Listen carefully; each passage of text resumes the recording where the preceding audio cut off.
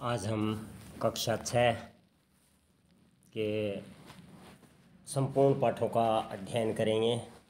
उनमें से जो राजस्थान जीके के जो इम्पोर्टेंट तथ्य हैं उनके बारे में हम डिस्कस करेंगे।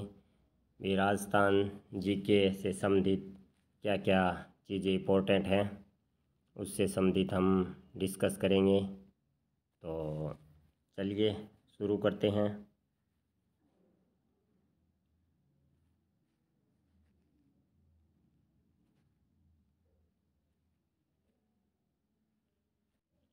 इससे पहले आप हमारे चैनल प्रकोष्ठ चिलबिल को सब्सक्राइब कर लीजिए। ये कक्षा 6 है और कक्षा 6 राजस्थान अध्ययन। तो शुरू करते हैं। क्षेत्रफल की दृष्टि से राजस्थान भारत का सबसे बड़ा राज्य है। क्षेत्रफल की दृष्टि से भारत का सबसे बड़ा राज्य कौन सा है? तो वो है राजस्थान। और राजस्थान का क्षेत्रफल कितना है? वो 3,42,239 है। 3,42,239। तो ये है। अब वर्तमान में राजस्थान में 18 ज़िले और 19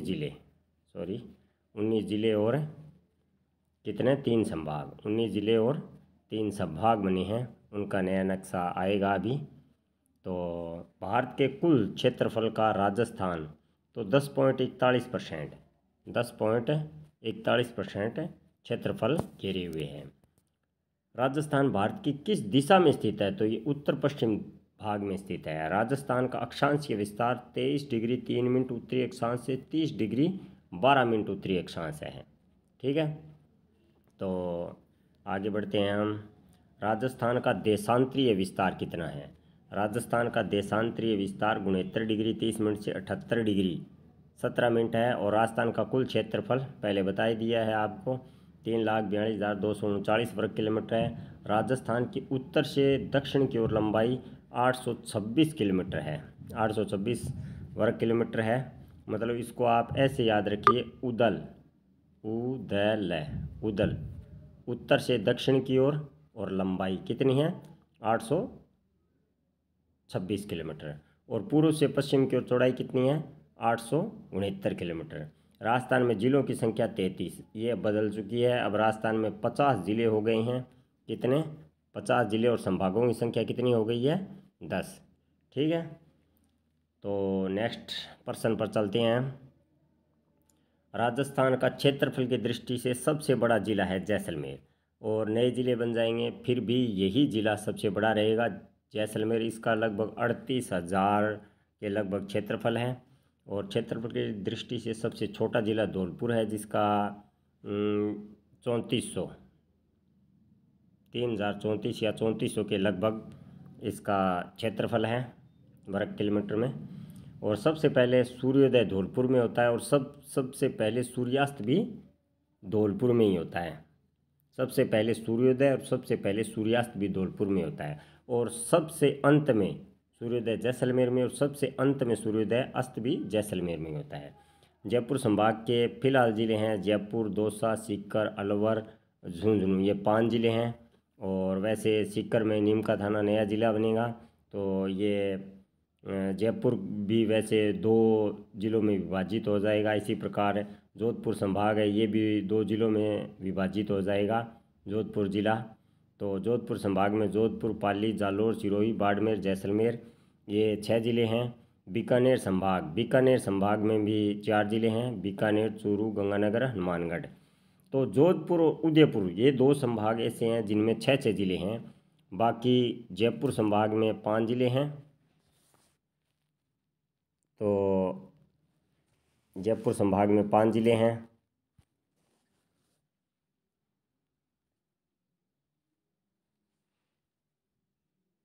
हाँ, अब फिर से शुरू करते हैं। तो थोड़ी सी देर के लिए क्षमा। अजमेर संभाग में 4 ज़िले हैं। अजमेर है, भीलवाड़ा है, टोंक है, नागौर है। और बीकानेर संभाग और अजमेर संभाग और कोटा संभाग, इन तीनों में 4 ज़िले हैं। ठीक है। इन में 4 ज़िले हैं। ठीक है। कोटा संभाग के ज़िले हैं वो है कोटा, बूंदी, बारां और झालावाड़। और अजमेर के अजमेर, भीलवाड़ा, टोंक, नागौर। उदयपुर संभाग में फ़िलहाल 6 ज़िले हैं। कौन कौन से? उदयपुर, राजसमंद, चित्तौड़, बांसवाड़ा, डूंगरपुर और प्रतापगढ़। ठीक है। भरतपुर संभाग में भी 4 जिले हैं, भरतपुर, धौलपुर, करौली, सवाई माधोपुर। राजस्थान की सीमा कितने राज्यों से लगती है? तो 5 से लगती है, पंजाब, हरियाणा, मध्य प्रदेश, उत्तर प्रदेश, गुजरात। और पंजाब से सबसे कम लगती है, वो है 89 किलोमीटर। ठीक है। और मध्य प्रदेश के साथ सर्वाधिक लगती है कितनी? 1600 किलोमीटर। ठीक है। और राज्य की कुल स्थलीय सीमा है 5920 किलोमीटर। राजस्थान के साथ सबसे लंबी सीमा किस राज्य की लगती है? तो वो मध्य प्रदेश की लगती है। और सबसे छोटी सीमा पंजाब की कितनी? 89 किलोमीटर। ठीक है, 89। और मध्य प्रदेश के साथ सबसे ज़्यादा है, वो कितनी है? 1600 किलोमीटर है। ठीक है। और पाकिस्तान के साथ अंतर्राष्ट्रीय सीमा लगती है राजस्थान की, वो है 1070 किलोमीटर। तो इनमें से 4 जिले हैं, जैसलमेर, ठीक है, जैसलमेर और बीकानेर, ठीक है, गंगानगर। इस प्रकार ये 4 जिले लगते हैं, जिनमें सर्वाधिक सीमा जैसलमेर की लगती है। भारत और पाकिस्तान की सीमा को किस नाम से जाना जाता है? तो रेड क्लिफ रेखा के नाम से जाना जाता है।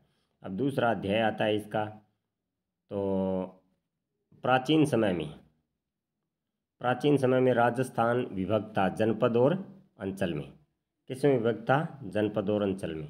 राजस्थान की किस भाग को मरु प्रदेश कहा जाता है? तो बीकानेर, नागौर, चूरू, गंगानगर, जैसलमेर और बाड़मेर के क्षेत्र को मरु प्रदेश कहा जाता है। मरु प्रदेश की जानकारी हमें कहाँ से मिलती है? ऋग्वेद, रामायण, चरक संहिता, महाभारत आदि से मिलती है। ठीक है।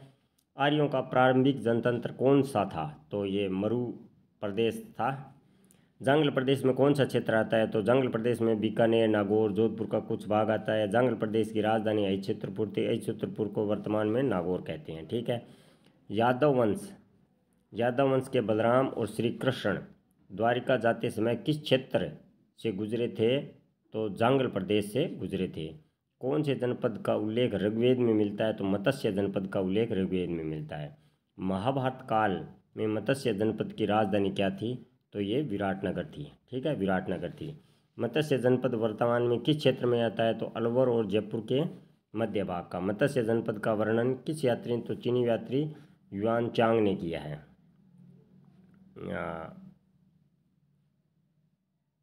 ठीक है। राजस्थान के भरतपुर, धौलपुर, करौली भूभाग को किस नाम से? तो सुरसेन जनपद। सुरसेन जनपद की राजधानी मथुरा थी। ठीक है। किस यूनानी लेखक ने सुरसेन? तो यूनानी लेखक थे सिकंदर ने इसका उल्लेख किया है। कौन सी प्रशस्ति में सुरसेन नामक राजवंश की जानकारी मिलती है? तो बयाना। सिकंदर के आक्रमण के समय पंजाब में कौन सी जातियाँ राजस्थान में आकर बसी? तो मालव, सीवी, अर्जुनाइन। वर्तमान राजस्थान में कौन से क्षेत्र पर सीवी जाति ने आधिपत्य किया था? तो उदयपुर के पूर्वी, पश्चिमी और उत्तर के क्षेत्र पर लगभग उदयपुर में किया था। राजस्थान को किस नाम से जाना जाता है? सीवी जनपद के नाम से जाना जाता था। सीवी जनपद की राजधानी थी माध्यमिका, और ये चित्तौड़ में है माध्यमिका के अवशेष चित्तौड़ के पास नगरी गांव से मिले हैं। चित्तौड़ के अन्य नाम है मेदवाट, प्रागवाट। ठीक है। राजस्थान के अलवर और भरतपुर क्षेत्र में किस जाति का आधिपत्य था? तो अर्जुनाइन। ठीक है। और मालवों की शक्ति का केंद्र नगरी टोंक था। मालवों की शक्ति का केंद्र कौन सा था? नगरी टोंक था। मालवों की विजय का यूप अभिलेख नानसा भीलवाड़ा से मिला है। किसके आक्रमण से जनपद व्यवस्था समाप्त होगी? 5वीं सदी में हुण आक्रमण से। जनपदों के पतन का वर्णन कहाँ से मिलता है? तो बृहद संहिता नामक ग्रंथ से मिलता है। ठीक है। जनपद की समाप्ति के बाद यह क्षेत्र अलग अलग नामों से जाने जाते हैं, जैसे मेवाड़, वागड़, मारवाड़, हाड़ौती, ढूंढाड़, मेवात। सीवी जनपद ने मेवाड़ के नाम से जाना जाता था। मेवाड़ की कुल 7 राजधानियाँ रही हैं अभी तक। 7 कौन कौन सी? नागदा, आहड़, कल्याणपुर, चित्तौड़, कुंभलगढ़, सावंड, उदयपुर। ठीक है। राजस्थान के कितने क्षेत्र वागड़ के नाम से जाने जाते हैं? कितने क्षेत्र वागड़ के? तो 2 क्षेत्र। डूंगरपुर, बांसवाड़ा को किस नाम से? तो इसे वागड़ प्रदेश कहते हैं। पिलानी के पास नरड़ क्षेत्र को वागड़ कहते हैं। और मरु प्रदेश को वर्तमान में मारवाड़ के नाम से, मंडोर पर 7वीं शताब्दी में किसका गुर्जर प्रतिहार, गुर्जर प्रतिहार 7वीं से 12वीं शताब्दी तक इन्होंने शासन किया था। ठीक है। कोटा बूंदी का क्षेत्र वर्तमान में हाड़ौती क्षेत्र के नाम से जाना जाता है। कोटा बूंदी पर प्राचीन काल में मीणा जाति का आधिपत्य था और बूंदी का नामकरण बूंदा मीणा के नाम पर पड़ा है। बूंदी का नाम जयपुर के आसपास का क्षेत्र ढूंढाड़ के नाम से जाना जाता है। कछवाहा वंश से पहले यहाँ किसका शासन था, मीणा और बड़गुजरों का था। अलवर भरतपुर का क्षेत्र किस नाम से, तो अलवर भरतपुर के क्षेत्र को मेवात कहते हैं और मेवात क्षेत्र में मेव जाति का आधिपत्य था। मेव जाति का प्रसिद्ध नायक कौन था, तो मेवा जाति का था हसन खां मेवाती। हसन खां मेवाती राणा सांगा की ओर से खानवा के युद्ध में लड़ा था। खानवा और बयाना के 2 युद्ध हुए थे 1527 में, आपको पता है। ठीक है, आगे चलते हैं। प्रतापगढ़ को किस नाम से जाना जाता है, तो कांठल। प्रतापगढ़ का प्राचीनतम नाम कांठल है। झालावाड़ क्षेत्र को किस नाम से जाना जाता है, मालवा। शेखावटी क्षेत्र में से किस क्षेत्र, शेखावटी के नाम से किस क्षेत्र को जाना जाता है, तो वह है चूरू, सीकर और झुंझुनू। अब इसमें एक नीम का थाना और ऐड हो जाएगा। ठीक है, वो भी शेखावटी के अंदर आएगा। ब्यावर और अजमेर, ये ब्यावर है और अजमेर को किस नाम से जाना जाता था, तो मेरवाड़ा के नाम से जाना जाता था। ठीक है, तो इतिहास जानने के स्रोत को कितने भागों में, 2 भागों में विभाजित कर सकते हैं, पुरातात्विक और साहित्यिक स्रोत। प्राचीन काल में के अवशेष जिनसे हमें स्थान घटनाओं के संदर्भ को समझने में सहयोग मिलता है, क्या कहलाता है, पुरातात्विक स्रोत कहलाते हैं। प्रत्यारों की जानकारी गटियाला अभिलेख से मिलती है। चौहान वंश के इतिहास की जानकारी बिजोलिया अभिलेख से। रावल समर सिंह के युग की जानकारी चिरवा के अभिलेख से मिलती है। ज्ञानक कृत, ज्ञानक द्वारा रचित पृथ्वीराज विजय महाकाव्य,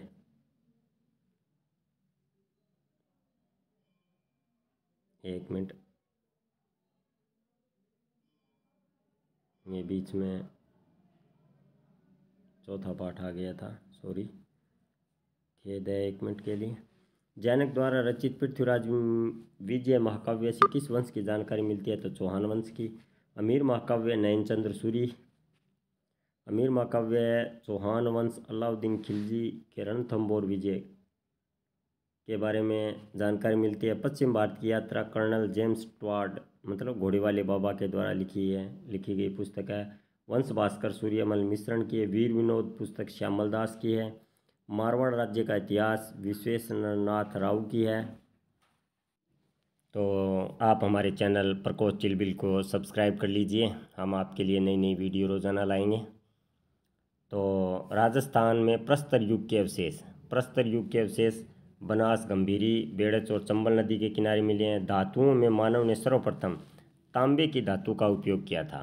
ठीक है, राजस्थान में ताम्र सभ्यता के अवशेष, ताम्र सभ्यता मतलब तांबे की संस्कृति के अवशेष कालीबंगा, गणेश्वर, आहड़ से मिले हैं। ठीक है, और कालीबंगा सभ्यता किस नदी के किनारे हैं, तो द्रश्वती नदी और सरस्वती नदी के किनारे मिली हैं। कालीबंगा सभ्यता की खोज की थी अमलानंद घोष ने, घोषणा ये गलत है, घोष ने की थी। कालीबंगा हनुमानगढ़ जिले में है वर्तमान में।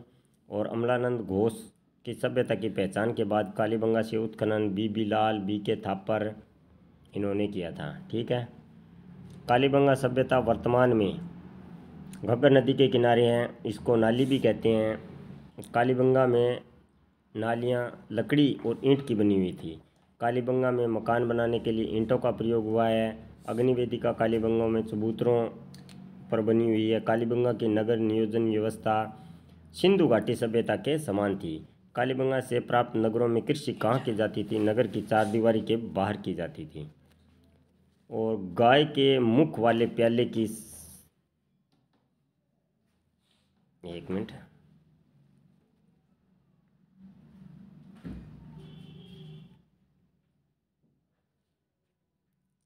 दोस्तों, हाँ दोस्तों, प्रकोष्ठ चिलबिल चैनल को सब्सक्राइब कर लीजिए, हम नित्य नई वीडियो लाते रहेंगे आपके लिए।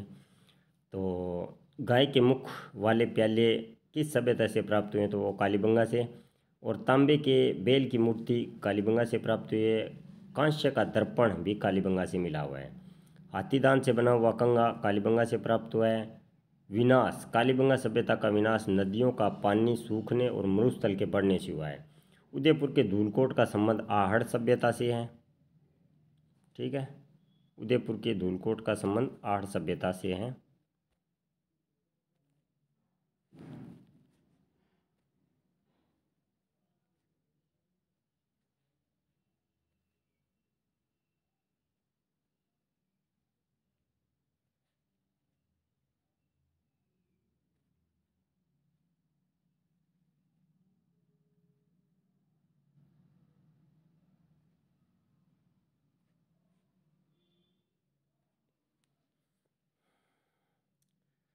उदयपुर के धूलकोट का संबंध आहड़ सभ्यता किस स्थान को पहले ताम्बावती, ये ताम्रवती नगरी के नाम से तो धूलकोट को जाना जाता था।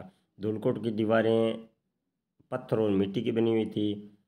6 चूल्हे, 6 चूल्हे आहड़ सभ्यता से मिले हैं हमें। मतलब ये 6 चूल्हे का मतलब है सामूहिक परिवार। एक परिवार में 6 चूल्हे, सामूहिक परिवार व्यवस्था से संबंधित है। कौन सी उच्च कोटि के चावल आहड़ सभ्यता से उच्च कोटि के चावल का उत्पादन किया जाता था। आहड़ सभ्यता से प्राप्त है चूल्हे भट्टी के आकार के थे, मतलब बहुत बड़े बड़े थे। मतलब जैसे तंदूर होता है वैसे भट्टियाँ होती थी, वैसे आकार के थे। कौन से स्थल के निवासी बर्तन बनाने, तो आहड़ सभ्यता के लोग बर्तन बनाने में दक्ष थे, निपुण थे।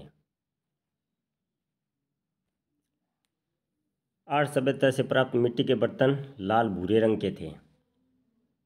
26 किस्म के मणिये, 6 तांबे की मुद्रा, 3 मोहरें, ये आहड़ सभ्यता से मिली हैं। धूलकोट के विध्वंस के बाद यहाँ के लोगों ने कौन से नए नगर बसाए, गिलोंड और भगवानपुरा। उदयपुर की वल्लभ तहसील का बालाथल किस सभ्यता से संबंधित है, तो ताम्रपाषाणकालीन आहड़ सभ्यता से संबंधित है। किस स्थल से 11 कमरों के एक बड़े भवन एवं दुर्ग जैसे चिन्ह प्राप्त हुए हैं, तो बालाथल से प्राप्त हुए हैं।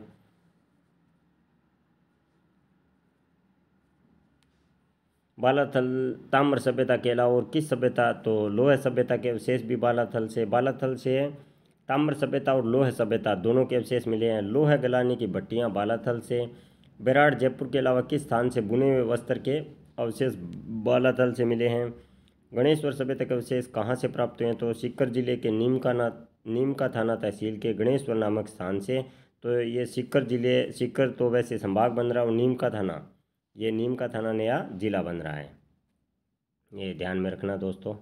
गणेश्वर सभ्यता को किन नाम से जाना जाता था, तो ये ताम्र संचयी संस्कृति के नाम से जाना जाता था। ये पीटीआई में प्रश्न आया था। पीटीआई में 2022 में पीटीआई की भर्ती हुई थी, तो उसमें यह प्रश्न आया था, गणेश्वर सभ्यता को किस नाम से, तो ताम्र संचित संस्कृति के नाम से जाना जाता है। और गणेश्वर में कौन सा तांबे के उपकरण पश्चिम और मध्य एशिया निर्यात किया, तो दोहरी परतदार सिरा वाली तांबे की पिन ये निर्यात की जाती थी। गणेश्वर सभ्यता से कितने प्रकार के मिट्टी के पात्र, 2 प्रकार के मिट्टी के प्राप्त हुए हैं। लोहकालीन पुरातात्विक स्थल राजस्थान में बेराट, सांभर, बागोर, रेड, ये लोहकालीन सभ्यता स्थल है। बेराट राजस्थान के जयपुर जिले में है। अब ये जयपुर के पूर्वी भाग में आता है, या पश्चिमी या उत्तरी या दक्षिणी, वो नए ज़िले बनकर आएंगे तब पता चलेगा, क्योंकि जयपुर को 2 भागों में बांट दिया गया है। जयपुर अब 2 ज़िले बन गए हैं जयपुर के। वैसे राजधानी तो जयपुर ही रहेगी, लेकिन जयपुर उत्तरी और जयपुर दक्षिणी के नाम से 2 भागों में बांटा है। विजय की पहाड़ी और भीम की डूगरी का संबंध बेराट से है।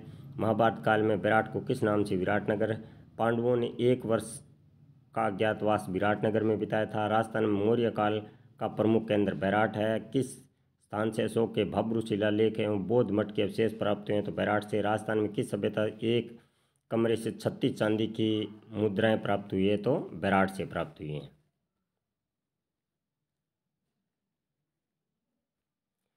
36 चांदी की मुद्राओं में कितनी भारतीय यूनानी शासकों की हैं, और तो 28 मुद्राएं हैं। ये मिनेंडर शासक थे उनकी हैं। 36 चांदी मुद्राओं में कितनी पंचमार्क हैं, 8 मुद्राएं हैं।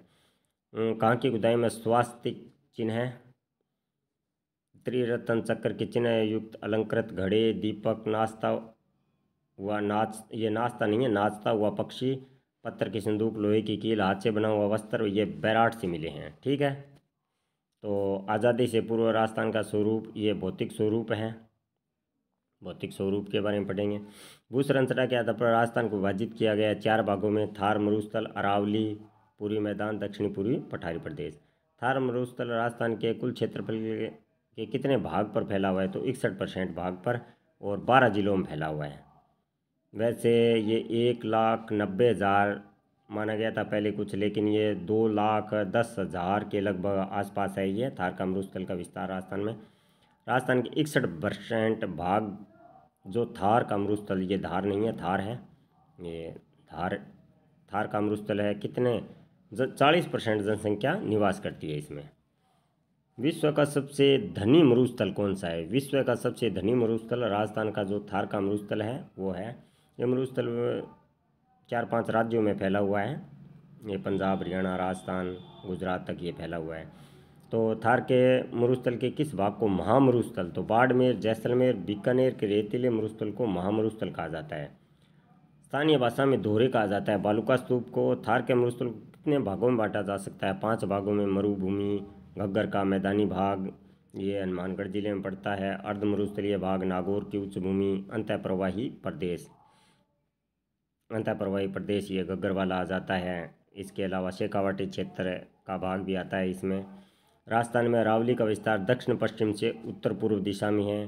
राजस्थान के कुल क्षेत्रफल का 9% भाग पर अरावली फैला हुआ है। अरावली गुजरात की खेड़ब्रह्म से दिल्ली के रायसीना तक फैली हुई है और कुल लंबाई अरावली की 692 किलोमीटर है।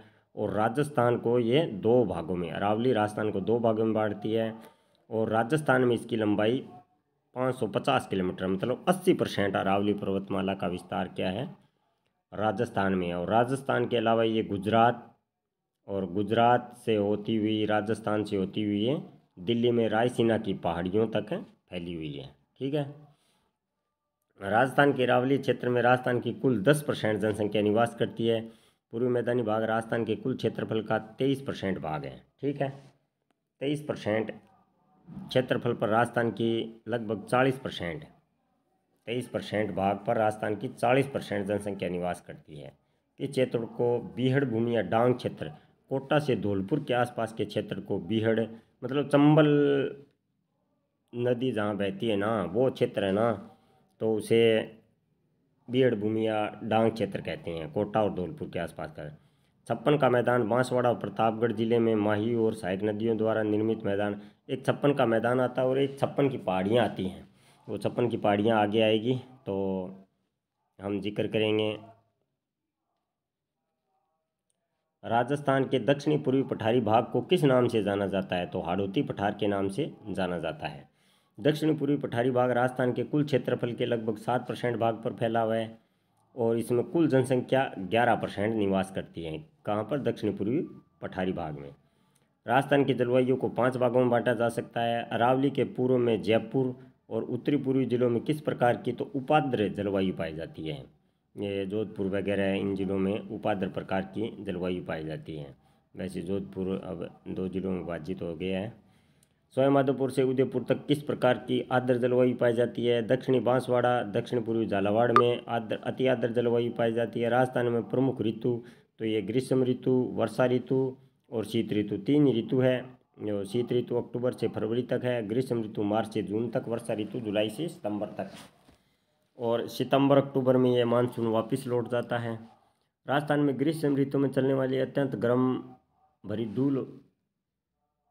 धूल भरी हवाएं को लू कहते हैं। ये 100 किलोमीटर प्रति घंटा के हिसाब से चलती है। तो ये लू चलती है। तो राजस्थान में सर्वाधिक आंधी है ना, वो गंगानगर जिले में आती है। कहाँ? गंगानगर। 27 दिन, एक साल में 27 दिन आंधी है ना गंगानगर जिले में आती है। और उसके बाद आता है हनुमानगढ़ जिला। हनुमानगढ़ जिले में 24 दिन आती है। किस मानसून से राजस्थान में अधिक वर्षा होती है? तो बंगाल के खाड़ी के मानसून से सर्वाधिक वर्षा होती है। दक्षिणी राजस्थान में सर्वाधिक वर्षा अरब सागर के मानसून से। सर्वाधिक आर्द्र जिला झालावाड़ है 100 सेंटीमीटर। और स्थान पूछे तो माउंट आबू होगा। कौन सा? माउंट आबू, माउंट आबू होगा। ये यहाँ पर सर्वाधिक वर्षा होती है। और जिला पूछे तो झालावाड़ में 100 सेंटीमीटर। राजस्थान में सबसे कम वर्षा जैसलमेर में 10 सेंटीमीटर वर्षा होती है। सर्वाधिक वर्षा वाला स्थान ये रहा माउंट आबू, पहले बता दिया आपको, 150 सेंटीमीटर वर्षा। भारत में शीत ऋतु में होने वाली वर्षा, भारत या राजस्थान, ये माउंट ही है। शीत ऋतु में होने वाली वर्षा पश्चिमी विक्षोभ से होती है। और मावठ में किस फसल के लिए सर्वाधिक उपयुक्त है? तो ये गेहूं और चना, गेहूं और चना, चना के लिए सर्वाधिक उपयुक्त है। ठीक है, ये अध्याय 7वां आता है, जल संसाधन। आप हमारे चैनल प्रकोष्ठ चिलबिल को सब्सक्राइब कर लीजिए, हम नए नए वीडियो अपलोड करते रहेंगे। इस तरह नया नया जीके हम कक्षा 6, 7, 8, 9, 10 राजस्थान अध्ययन को कवर करेंगे। राजस्थान में जल विभाजक है अरावली पर्वत। अरावली पर्वतमाला राजस्थान में जल विभाजन का कार्य करती है, क्योंकि जो नदियां हैं ना, आंतरिक प्रवाह की और बंगाल की खाड़ी, अरब सागर, ये 2 भागों में बांट देती है। अरावली के पश्चिम में बहने वाली और पूर्व में बहने वाली नदियाँ। तो अपवाह क्षेत्रों में मध्य उच्च भूमि जो वर्षा जल को विभिन्न दिशाओं में विभक्त कर प्रभावित करते हैं, जल विभाजक रेखा कहते हैं। अपवाह तंत्र 3 प्रकार से पाया जाता है राजस्थान में: बंगाल की खाड़ी अपवाह तंत्र, अरब सागर और आंतरिक। आंतरिक अपवाह तंत्र में ये घग्गर, कांतली, ये नदियाँ आ जाती है। राजस्थान की बनास, काली सिंध, पार्वती, यमुना नदी में जाकर मिलती हैं। ठीक है, यमुना नदी अंत में गंगा नदी में जाकर मिलती है। अरब सागर में जल ले जाने वाली नदी लूणी, माही, साबरमती, पश्चिमी बनास, उसकी सहायक नदियाँ हैं, जो समुद्र में पहुंचकर जल भाग में विलुप्त हो जाती हैं। आंतरिक मतलब ये ऐसी नदियाँ जो जिनका जल समुद्र में नहीं पहुंचता और ये स्थल भाग पर ही विलुप्त हो जाती हैं, इसे आंतरिक प्रवाह की नदियाँ कहते हैं। आंतरिक प्रवाह की नदियों में घग्गर नदी, बाणगंगा, कांतली, साबी, रूपारेल, मेंढा नदी, ये नदी आती है। चंबल नदी का मध्य प्रदेश की विंध्याचल पर्वतमाला से ये उद्गमित होती है। राजस्थान की 12मासी नदी चंबल नदी है। और चंबल नदी राजस्थान में चित्तौड़गढ़ के भैंसरोड़गढ़ में प्रवेश करती है और एक चूलिया जलप्रपात का भी निर्माण करती है। राजस्थान में चंबल नदी का बहाव क्षेत्र भैंसरोड़गढ़, चित्तौड़, कोटा, बूंदी, सवाईमाधोपुर, करौली, धौलपुर। चंबल नदी राजस्थान के 6 जिलों में बहती है। राजस्थान में 3 ऐसी नदियाँ हैं जो 6 जिलों में बहती हैं। एक है चंबल, एक है बनास और एक है लूणी। चंबल से याद रखिए, चंबल नदी को याद रखिए, च से चंबल, ब से बनास, ल से लूणी। ये 3 नदियाँ हैं जो 6 जिलों में बहती हैं। कोटा राजस्थान का उद्योग नगर कोटा को कहते हैं। और कोटा किस नदी के किनारे है? तो चंबल। बनास नदी तो राजस्थान के राजसमंद जिले की खमनोर, ये खबर गलत है, एक खमनोर की पहाड़ी से उद्गमित होती है। बनास नदी का बहाव क्षेत्र, बनास नदी 6 जिलों में बहती है। राजसमंद, चित्तौड़गढ़, भीलवाड़ा, टोंक, सवाईमाधोपुर, इन जिलों में बहती है। बनास नदी चंबल नदी किस स्थान से मिलती है? सवाईमाधोपुर के रामेश्वर के निकट। बनास नदी मौसमी नदी है। राजस्थान बहने वाली सबसे लंबी नदी बनास नदी है। बनास नदी की लंबाई 480 किलोमीटर है। बनास नदी के तट पर टोंक और सवाईमाधोपुर नगर बसे हुए हैं। बनास की प्रमुख सहायक नदियों की बात करें तो मैनाल, बेड़च, कोठारी, खारी नदियां हैं। लूणी नदी का उद्गम अजमेर के नागपहाड़ से लूणी नदी उद्गमित होती है। लूणी नदी का उद्गम अजमेर के किस स्थान से? गोविंदगढ़ में नागपहाड़ है, वहाँ से होता है। लूणी नदी का उद्गम किन 2 धाराओं के मिलने से? सरस्वती और साबरमती नाम की 2 धाराएं मिलती हैं तो लूणी नदी का उद्गम होता है। लूणी नदी अजमेर, नागौर, पाली, जोधपुर, बाड़मेर, जालोर से होते हुए कच्छ की खाड़ी में विलुप्त हो जाती है। लूणी नदी का पानी कहाँ जाकर खारा हो जाता है? तो बाड़मेर जिले के बालोतरा स्थान से ये खारा हो जाता है। लूणी की प्रमुख सहायक नदी जोजरी, बांडी, मीठड़ी, जवाई, खारी, सूकड़ी, सागी, गुइया है। माही नदी का उद्गम मध्य प्रदेश में विंध्याचल पर्वत। माही नदी राजस्थान के बांसवाड़ा और प्रतापगढ़ में बहती है। माही नदी की प्रमुख सहायक नदी है सोम और जाखम। और माही यहाँ पर ये एक त्रिवेणी संगम भी बनाती है। सोम, माही, जाखम ये मिलती हैं तो त्रिवेणी संगम बनता है। माही नदी अपना जल खंभात की खाड़ी में ले जाती है। बाणगंगा नदी जयपुर से उद्गमित होती है। बाणगंगा नदी बराट की पहाड़ी जयपुर से उद्गमित होती है। कौन सी नदी का पानी भरतपुर में घना पक्षी विहार में नम भूमि का निर्माण? तो बाणगंगा नदी है। अर्जुन की गंगा बाणगंगा को कहते हैं। गग्गा नदी का हिमाचल प्रदेश के शिवालिक की पहाड़ी से होता है। गग्गा नदी आंतरिक प्रवाह की है और गग्गा नदी आंतरिक प्रवाह की सबसे लंबी नदी है। ये 100 किलोमीटर बहती है। राजस्थान में ये विलुप्त हो जाती है और कभी कभी ये पाकिस्तान तक चली जाती है और वहाँ हकरा नामक नाम से जानी जाती है और उस स्थान तक ये जाती है। इसका पानी जाता है गगन नदी का। गगन नदी राजस्थान में किस जिले में प्रवेश? हनुमानगढ़ और भूमिगत गंगानगर जिले में हो जाती है।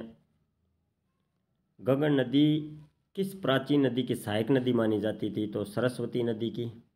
पंडित जवाहरलाल नेहरू ने किसे आधुनिक भारत के मंदिर कहा है? तो बहुउद्देशीय नदी घाटी परियोजनाओं को कहा है। चंबल नदी किन दो राज्यों की संयुक्त परियोजना है? राजस्थान और मध्य प्रदेश की। चंबल नदी पर 4 बांध बनाए गए हैं। चंबल नदी पर मध्य प्रदेश में स्थित बांध है गांधी सागर बांध और चित्तौड़गढ़ में राणा प्रताप सागर, कोटा में जवाहर सागर और कोटा बैराज। इस प्रकार ये 4 बांध चंबल नदी पर बनाए गए हैं। और चंबल नदी परियोजना का मुख्य उद्देश्य है जल विद्युत एवं सिंचाई सुविधा उपलब्ध करवाना। माही बजाज सागर परियोजना किन राज्यों की संयुक्त परियोजना है? तो राजस्थान और गुजरात की है। माही बजाज सागर बांध ये है बांसवाड़ा में। माही बजाज सागर का प्रमुख उद्देश्य पेयजल, जल विद्युत, सिंचाई। बिसलपुर परियोजना का संबंध है टोंक जिले से। बिसलपुर बांध टोंक जिले के टोडा राय सिंह नगर के पास बिसलपुर गांव में है। बिसलपुर बांध से किन 2 जिलों को पेयजल की आपूर्ति होती है? तो वो है जयपुर और अजमेर को।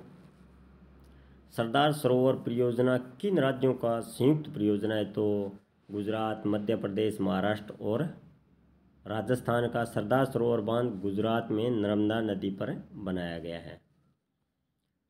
सरदार सरोवर बांध से राजस्थान के किन जिलों को फायदा मिलता है? तो ये फायदा मिलता है बाड़मेर, जालौर जिले में सिंचाई पेयजल सुविधा उपलब्ध करवाई जाती है। जुवाई बांध पाली में है। सोम, कमला, अम्बा योजना डूंगरपुर जिले से संबंधित है। मान सेवाकल परियोजना उदयपुर से है। जाखम परियोजना जाखम नदी जाखम बांध प्रतापगढ़ में है। परंपरागत जल स्रोत है कुआ, बावड़ी, जोड़, टांके, खड़ीन। गोवर्धन सागर और रस सागर झील है उदयपुर में। जना सागर झील है वो उदयपुर जिले में स्थित है। गोमती नदी पर बांध बनाकर किस झील का निर्माण किया गया है? तो ये है जयसमंद का। जयसमंद झील का निर्माण जयसिंह ने करवाया। विश्व की मीठे पानी की सबसे बड़ी मानव निर्मित झील है जयसमंद है। तो ये राजस्थान की है। जोधपुर की प्रमुख झीलें हैं बालसमंद, कायलाना और उमेद सागर। जैसलमेर में स्थित झील है गढ़सीसर सरोवर है। गैप सागर झील डूंगरपुर जिले में है। कोलायत झील बीकानेर में है। सिलीशेड अलवर में है। वर्तमान में जल संरक्षण की कौन सी विधि प्रचलित है? तो रूफ टॉप जल संचय और वाटर हार्वेस्टिंग है। आजीविका के प्रमुख साधन ये 8वां अध्याय शुरू होता है अब। रबी की फसल की बुआई अक्टूबर-नवंबर में होती है। रबी की फसल कटाई मार्च-अप्रैल में होती है। रबी का मतलब हाड़ी होता है। हाड़ी प्रमुख रबी की फसल है गेहूँ, जौ, चावल, चना, सरसों। मतलब ये गेहूँ और चना है जो चावल मावट से सर्वाधिक प्रभावित होते हैं। चना, सरसों, गेहूँ। खरीफ की प्रमुख फसल की बुआई जुलाई अगस्त में होती है। खरीफ की प्रमुख फसल ज्वार, बाजरा, मोठ है, कपास है, गन्ना, मूंगफली, तिल है। जायद की फसल मार्च अप्रैल से जून जुलाई तक बोई जाती है। प्रमुख जायद की फसल है खरबूजा, तरबूज, ककड़ी। राजस्थान में उत्पादित होने वाला देश का सर्वाधिक अनाज है बाजरा, सरसों और ग्वार। मतलब राजस्थान बाजरा और सरसों उत्पादन में पूरे देश में प्रथम स्थान पर है। राजस्थान जौ एवं चना उत्पादन में देश में कौन से स्थान पर है? तो उत्तर प्रदेश के बाद दूसरे स्थान पर है। राजस्थान के किस भाग में बाजरा? पश्चिमी राजस्थान में बाजरा सर्वाधिक पैदा किया जाता है, बोया जाता है। दक्षिणी राजस्थान में खाद्यान्न मक्का है।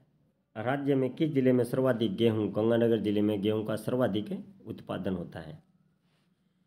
पश्चिमी राजस्थान में इंदिरा गांधी नहर से कितने हेक्टेयर भूमि सिंचित होती है? तो 17.5 लाख हेक्टेयर। राजस्थान में कुल बोई जाने वाली फसल में से कितना प्रतिशत फसल को सिंचाई सुविधा उपलब्ध है? तो 35%। राजस्थान में सर्वाधिक सिंचाई किससे होती है? कुएं और ट्यूबवेल से 66%, नहरों से 33% और सबसे कम सिंचाई तालाबों से होती है। पशुपालन की दृष्टि से राजस्थान का देश में दूसरा स्थान है। भारत के कुल पशुधन का राजस्थान में 11.27% पाया जाता है। 20वीं पशु गणना 2019 के अनुसार राजस्थान में किन पशुओं की सर्वाधिक कमी हुई है? ये पुरानी जनगणना है 2019 वाली। तो ऊंट व गधों की संख्या में सर्वाधिक कमी हुई है और वृद्धि गाय और भैंस में हुई है।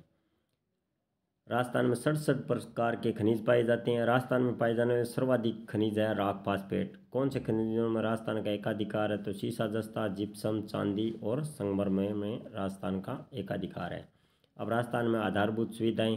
राजस्थान की कुल साक्षरता, तो राजस्थान की कुल साक्षरता 66.11% है। पुरुष साक्षरता 79.19% और महिला 52.12% है। बिहार से 1 नंबर ऊपर है राजस्थान, इतना पिछड़ा हुआ है महिला साक्षरता में राजस्थान। राजस्थान में उप स्वास्थ्य केंद्र कितने आबादी पर स्थापित किए गए हैं? 1000 की आबादी पर। राजस्थान में प्राथमिक स्वास्थ्य केंद्र की स्थापना कितनी आबादी वाले क्षेत्र में? तो 30,000। राजस्थान में 1 लाख की आबादी वाले स्थानों पर कौन से केंद्र? तो सामुदायिक स्वास्थ्य केंद्र मतलब PHC।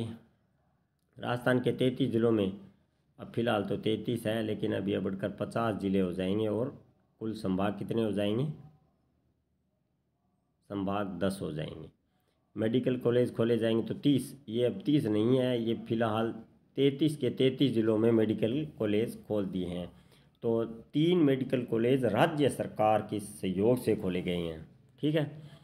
सुकन्या समृद्धि योजना के तहत खाता डाक विभाग में खुलवाया जाता है। राजस्थान राज्य परिवहन निगम की स्थापना 1 अक्टूबर 1964 को की गई थी। ठीक है। राजस्थान में सड़कों की सर्वाधिक लंबाई जोधपुर में है, न्यूनतम धौलपुर में है। राजस्थान में स्थित सबसे लंबा राष्ट्रीय राजमार्ग NH-15 है। NH-15 का नया नाम NH-68, 11 और 62 है। सबसे छोटा NH-71 भी है जो 3 किलोमीटर लंबा है। NH-71B का नया नाम NH-919 है। ठीक है। राजस्थान में कितने रेलवे जोन हैं? तो राजस्थान में 2 रेलवे जोन हैं, उत्तरी पश्चिमी रेलवे और पश्चिमी मध्य रेलवे। राजस्थान में 5 रेलवे मंडल हैं, जयपुर, जोधपुर, अजमेर, बीकानेर में और कोटा में। भारत का सबसे बड़ा रेलवे मॉडल कक्ष उदयपुर में है। राजस्थान की पहली रेलगाड़ी चलाई गई थी आगरा फोर्ट से बांदीकुई के बीच अप्रैल 1874 में। ठीक है। अब आती है लोक संस्कृति एवं कला अध्ययन 10। पूर्वी राजस्थानी भाषा की प्रतिनिधि बोली कितनी है? तो 4 है, ढूंढाड़ी, हाड़ौती, मेवाती और अहिरवाटी। ठीक है। पश्चिमी राजस्थान की प्रतिनिधि बोलियां हैं, ये गोलियां नहीं है, ये बोलियां हैं, बोलियां 4 है, मारवाड़ी, मेवाड़ी, वागड़ी और शेखावटी। ये मारवाड़ी है ना, ये सर्वाधिक क्षेत्र पर बोले जाने वाली भाषा थी, मतलब सबसे बड़ी बोली के रूप में जानी जाती है। गणगौर का त्यौहार मनाया जाता है चैत्र शुक्ल तृतीया को। गण और गौर किसके सूचक है? गण का अर्थ है शिव और गौर पार्वती का सूचक है। सावन के महीने में तीज का त्यौहार आता है। भादो माह की कृष्ण पक्ष की तीज को किस नाम से? तो कजली तीज और सातुड़ी तीज के नाम से जाना जाता है। होली के 8वें दिन शीतलाष्टमी मनाया जाता है। ये जयपुर में शीतला माता का मंदिर सील की डूंगरी में है और उदयपुर में शीतला माता का मंदिर वल्लभनगर कस्बे में है। पुष्कर मेले का आयोजन कार्तिक पूर्णिमा को किया जाता है। कैला माता का मंदिर ये स्वयं गलत है, ये करौली में है। कैला देवी का मंदिर करौली में है। कैला माता के सवाई माधोपुर में स्थित मेले को लक्खी मेला कहा जाता है। ये करौली में, कैला देवी का मेला करौली में बढ़ता है और उसे भी लक्खी मेला कहते हैं। लक्खी मेला राजस्थान में कई लगते हैं। गोगा मेड़ी का मेला भी लक्खी मेला है। कैला देवी का मेला आयोजित होता है चैत्र कृष्ण द्वादशी से चैत्र शुक्ल द्वादशी तक। महावीर जी के मेले का आयोजन चैत्र शुक्ला एकादशी से वैशाख कृष्ण द्वितीया तक। महावीर जी की मूर्ति का रंग लाल है।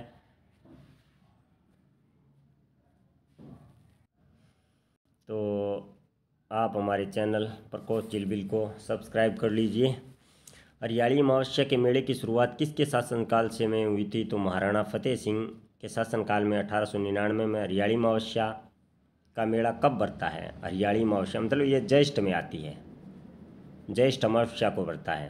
ख्वाजा मोइनुद्दीन चिश्ती ईरान से आए थे और ये पृथ्वीराज चौहान तृतीय के समय आए थे।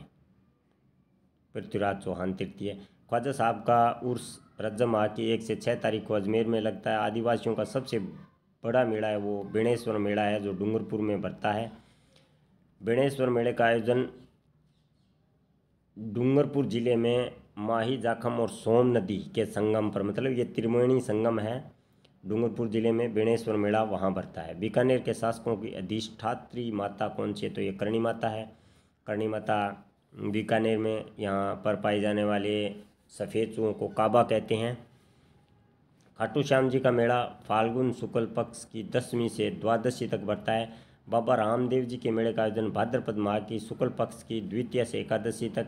तो बाबा रामदेव जी के मेले को सांप्रदायिक सद्भाव का मेला कहते हैं, क्योंकि यहाँ पर हिंदू और मुसलमान समान रूप से श्रद्धा रखते हैं। गलियाकोट का उर्स डूंगरपुर जिले के सागवाड़ा तहसील के गलियाकोट कस्बे में लगता है। गलियाकोट उर्स किसकी मज़ार है? तो फ़खरुद्दीन मौला की मज़ार है गलियाकोट में। किसके मज़ार को मज़ार फ़करी कहा जाता है? तो फ़खरुद्दीन मौला के मज़ार को। दाऊदी बोहरा समाज की आस्था का केंद्र गलियाकोट है। गलियाकोट कहाँ है? डूंगरपुर में। राजस्थान में कौन से लोग देवता पंचपीठ? तो रामदेव जी, पाबू जी, मेहा जी, अड़बू जी, गोगा जी। तो पारा में है गो, पारा में है गो, पारा में है गो। पाबू जी, रामदेव जी, मेहा जी, अड़बू जी और गोगा जी। पाबू जी, रामदेव जी, मेहा मंगलिया, अड़बू जी और गोगा जी। ठीक है। गोगा नवमी भाद्रपद कृष्ण पक्ष नवमी को। गोगामेड़ी हनुमानगढ़ जिले की नौहर तहसील में स्थित है। तेजाजी के मेले का पर्वतसर नागौर में आयोजन होता है। ऊँटों के देवता पाबू जी हैं। पाबू जी का मुख्य स्थान, ये गलत दिया हुआ है। मीराबाई का जन्म मेड़तिया राठौड़ वंश की कुड़की गांव में हुआ था। पाबू जी का मुख्य स्थान है नागौर में है। मीराबाई का विवाह किस वंश में हुआ? तो सिसोदिया वंश में भोजराज से हुआ था। भोजराज ये सांगा के बेटे थे, राणा सांगा के। और विवाह के 8-9 वर्ष बाद ही भोजराज की युद्ध लड़ते हुए मृत्यु हो गई थी। दादू दयाल ने कब अकबर से भेंट की? तो 1585 फतेहपुर सीकरी में। बिश्नोई संप्रदाय के प्रवर्तक हैं जाम्बो जी। बिश्नोई का अर्थ होता है 20 और 9 मतलब 29। इनके 29 नियमों का ये पालन करते हैं। जाम्बो जी का जन्म 1508 ईस्वी की 1508 की भाद्रपद कृष्ण अष्टमी को पीपासर नागौर में होता। जसनाती का जन्म कत्रियासर बीकानेर में। कत्रियासर बीकानेर अग्नि नृत्य, जसनाथ जी ये अग्नि नृत्य से संबंधित हैं, बीकानेर में होता है। जसनाथ जी गोरखनाथ जी से प्रभावित हुए। राजस्थान के लोक संत जो स्वयं अशिक्षित होते हुए भी लोगों में शिक्षा की अलग जगाई थी वो थे श्रद्धानंद जी। श्रद्धानंद जी शेखावाटी से संबंधित है। और देह त्याग की सीकर जिले के लक्ष्मणगढ़ में। किस संत का आदर्श वाक्य था कि स्वच्छता में ही ईश्वर का निवास है? तो ये श्रद्धानंद जी का आदर्श वाक्य था। काष्ठ कला का प्रमुख केंद्र है बस्सी चित्तौड़ है प्रमुख केंद्र। लकड़ी के बेवाण, कावड़, रंगाई छपाई के ठप्पे कहाँ बनाए जाते हैं? तो बस्सी, चित्तौड़ में। लकड़ी के खिलौने और कठपुतलियों के प्रसिद्ध स्थान है उदयपुर। लकड़ी की मूर्तियों के लिए कौन सा स्थान प्रसिद्ध है? जेठाना, डूंगरपुर। लकड़ी के फर्नीचर कहाँ के प्रसिद्ध है? तो शेखावाटी और बीकानेर के। टेराकोटा, मोलेला नाथद्वारा की। टेराकोटा की वस्तुएं अलवर और बाड़मेर में निर्मित की जाती हैं। लाख के आभूषण जयपुर और जोधपुर में। थेवा कला प्रतापगढ़ की। तो प्रतापगढ़ में जो थेवा कला है, यहाँ पर जो कांच मंगाया जाता है वो बेल्जियम से आया जाता है, बेल्जियम से। ये थेवा कला के लिए कांच है वो स्पेशल मंगाया जाता है और बेल्जियम से मंगाया जाता है। और लकड़ी के फर्नीचर शेखावाटी और बीकानेर में बनाए जाते हैं। हनुमानगढ़ ज़िले में भी लकड़ी के फर्नीचर, शीशम की लकड़ी के फर्नीचर के लिए मशहूर है। चलो दोस्तों, इस प्रकार ये 6ठी कक्षा कंप्लीट हुई। अगली बार हम 7वीं कक्षा लेकर आएंगे। तब तक धन्यवाद। पढ़ते रहिए, खुश रहिए, स्वस्थ रहिए, अध्ययन निरंतर जारी रखिए और हमारे चैनल प्रकोष्ठ चिलबिल को सब्सक्राइब कर लीजिए। धन्यवाद।